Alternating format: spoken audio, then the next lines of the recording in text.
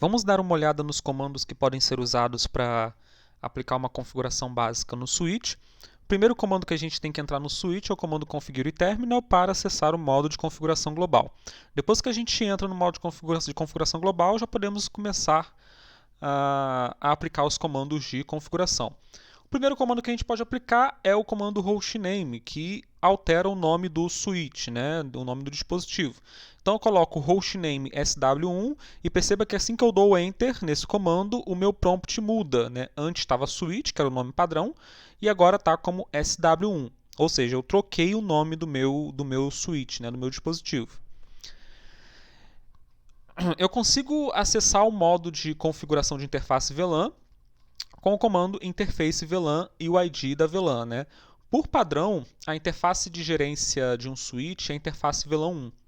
Então, se eu quiser configurar um IP nesse switch para fazer gerenciamento remoto desse switch, por exemplo, eu coloco o interface VLAN 1, entro no modo de configuração da interface VLAN 1 e coloco o comando IP address para configurar o IP nessa interface VLAN 1.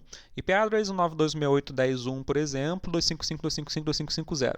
Não se preocupe por enquanto se você não sabe o que é essa associação entre IP e máscara, a gente vai entender isso daqui a pouco. Nos próximos vídeos, mas é uma forma que eu tenho de configurar um IP num switch para fazer o gerenciamento remoto dele. O comando no shutdown me permite habilitar a interface do switch, tá? Por padrão, as interfaces do switch elas já vêm habilitadas já de fábrica, né? Diferentemente dos roteadores, onde você tem que dar o comando no shutdown, senão a interface não sobe. No switch não, no switch você tira ele da caixa, coloca os computadores ali já conectados e a porta vai subir normalmente. Mas se por acaso você tiver que dar o comando no shutdown por algum motivo, está aí o comando para habilitar a interface. O comando duplex speed serve para configurar alguns pontos da interface, alguns elementos, alguns componentes da interface que dependem do dispositivo que está conectado na outra ponta, né? Os switches hoje em dia, por exemplo, eles são todos full duplex. Mas se por acaso você tiver que conectar uma porta de um switch num hub, por exemplo, por algum motivo que seja, talvez você tenha que colocar essa porta como duplex half, porque o hub ele é um dispositivo half duplex. Ele não é full duplex. Então, se você colocar uma porta full duplex conectada no dispositivo que é half duplex, as portas não vão se falar, né? Os dois lados não vão se falar. Então, você vem aqui e coloca duplex half. Quando você deixa duplex alto, você deixa que os próprios equipamentos negociem um com o outro qual vai ser o duplex que vai ser usado. Se o dispositivo na outra ponta do switch, não souber fazer essa negociação, você tem que chegar no switch e estaticamente colocar qual vai ser o duplex usado, se vai ser full duplex ou se vai ser half duplex. A mesma ideia serve para o speed. Por exemplo, se você tem um switch que tem portas Fast Ethernet, as portas Fast Ethernet elas têm um speed de 100 megabits por segundo. Se você estiver conectado num hub, o hub é um dispositivo de 10 megabits por segundo. Então, talvez você tenha que chegar aqui na interface que se conecta no hub e colocar speed 10, para dizer, olha, essa porta, apesar de ser 100 megabits por segundo, ela vai trabalhar a 10 megabits por segundo, porque o dispositivo na outra ponta só consegue falar até 10 megabits por segundo. Ok? Colocando speed alto, você deixa que os dois dispositivos negociem. Porém, se na outra ponta o dispositivo não souber negociar, você vai ter que chegar no switch e forçar o speed aí com o valor adequado, né? 10 ou 100 megabits por segundo. O MDX alto é uma técnica usada para fazer a inversão lógica de pinagem na porta, né?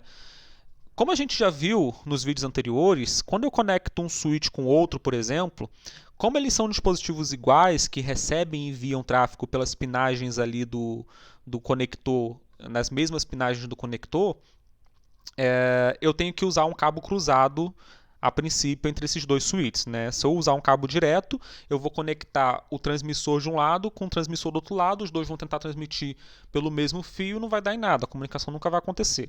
Por isso que eu preciso usar um cabo cruzado.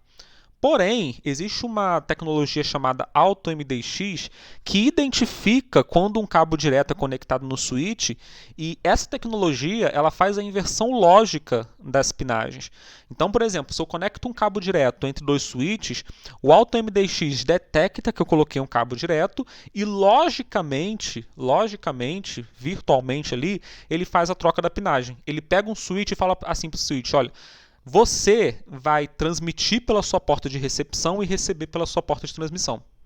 Ou seja, ele faz a troca lógica. Então, um desses switches participantes no link vai transmitir por uma porta e receber pela porta de transmissão original. Okay? Ele vai transmitir pela porta que originalmente ele recebe e vai receber pela porta que originalmente ele transmite. Vai fazer a inversão lógica. Okay? Então, hoje em dia, você pode ver dois switches conectados com cabo direto e os dois switches estarem funcionando. Vai funcionar por causa da tecnologia AutoMDX. Se você desabilitar o AutoMDX, não vai funcionar. Você vai ter que obrigatoriamente usar um cabo cruzado. Lembrando que para a prova, se você estiver pensando em fazer o exame de certificação, considere que a conexão entre dois switches é sempre feita com cabo cruzado. Tá? Apesar da técnica AutoMDX, sempre que você for perguntado na prova, olha, qual é o tipo de cabo que eu utilizo para conectar um switch com outro switch? É cabo cruzado, ponto final. Okay? Esquece o AutoMDX nessa hora, coloca lá cabo cruzado. Aqui eu tenho os comandos para fazer a configuração de banner. Né? Banner é uma mensagem que eu coloco no roteador para sempre que alguém se conectar nesse roteador aparecer essa mensagem. Existem dois métodos básicos aqui de configuração de banner, que é o banner login e o banner MOTD, Message of the Day, mensagem do dia. Né? Banner login é o banner que vai sempre aparecer quando alguém fizer login no switch. Então, toda vez que alguém chegar lá, fizer login no switch, vai aparecer o mesmo banner.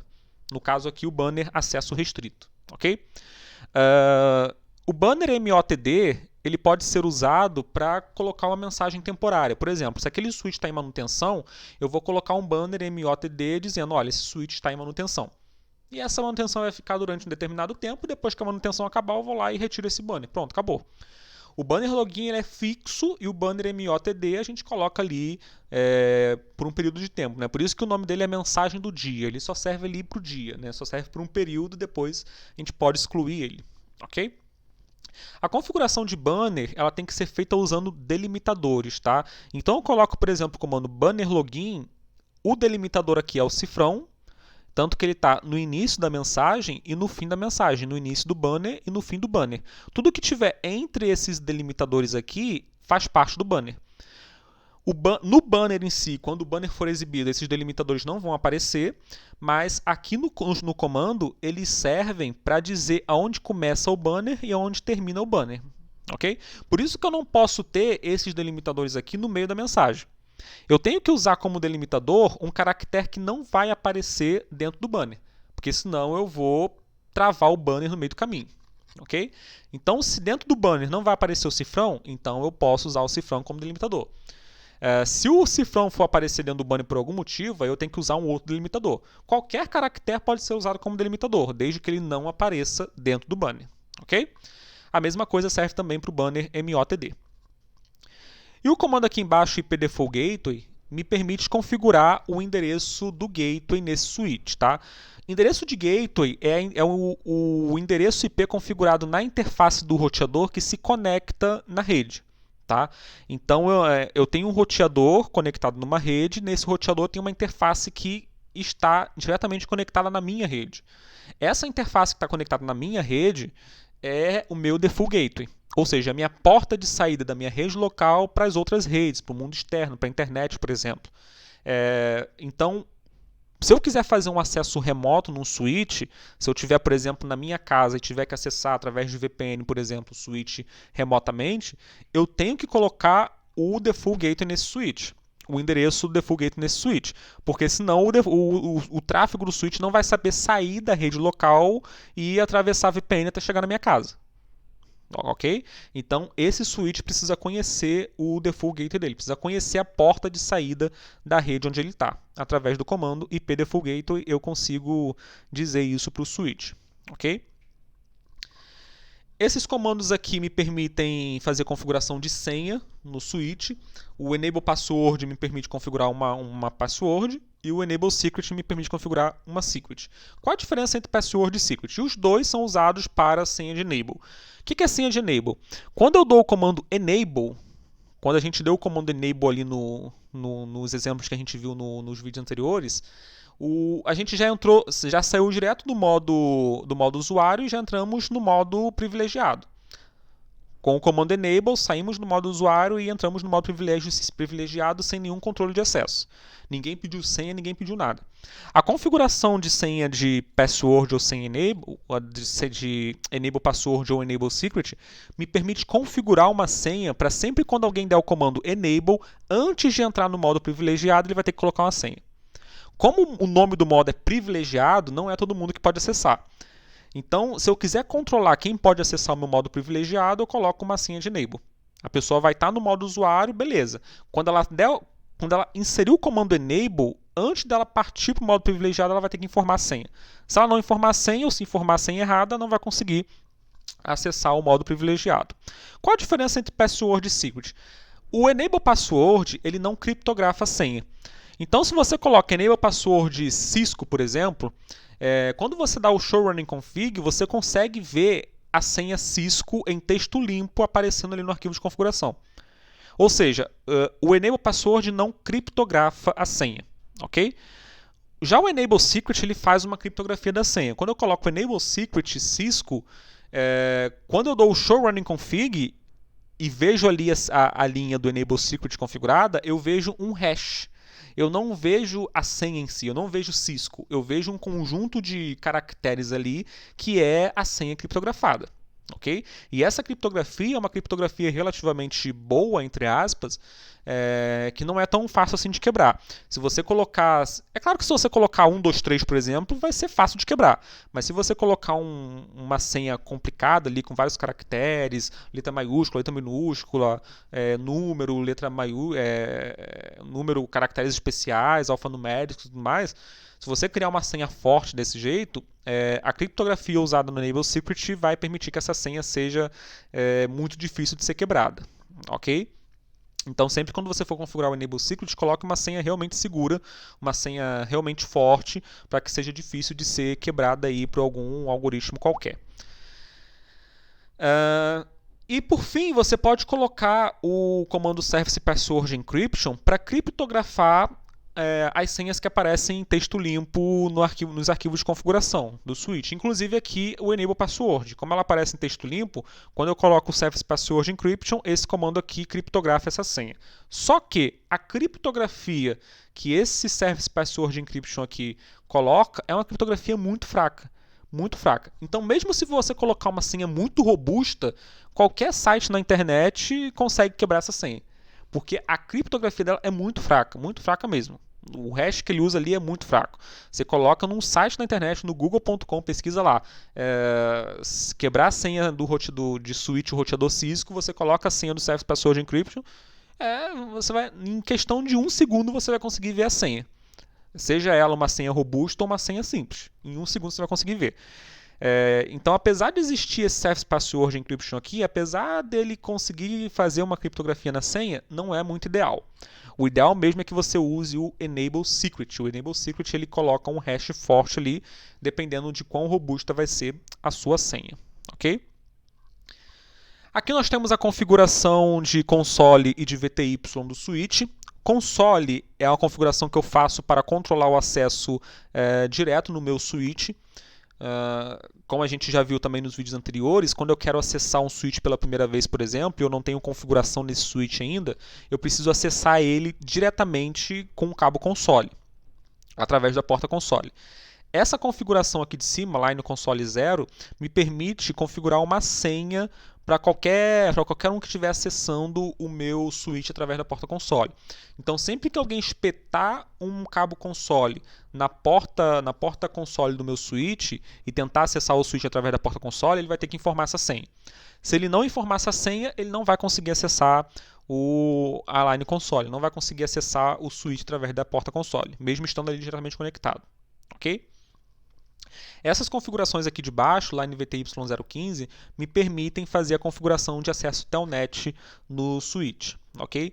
Lá no VTY015, significa que eu estou configurando 16 sessões Telnet nesses switches. Ou seja, 16 pessoas, de 0 a 15, 16 pessoas, podem acessar esse switch ao mesmo tempo usando essa senha aqui que eu configurei aqui embaixo.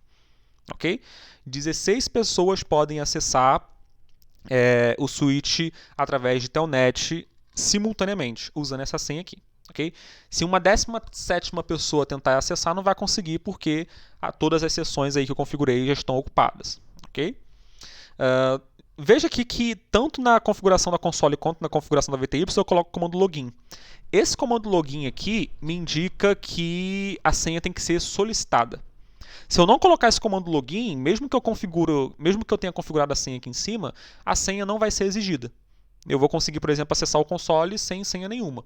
Para que a senha seja exigida, para que o switch peça a senha para o usuário, eu tenho que colocar o comando login.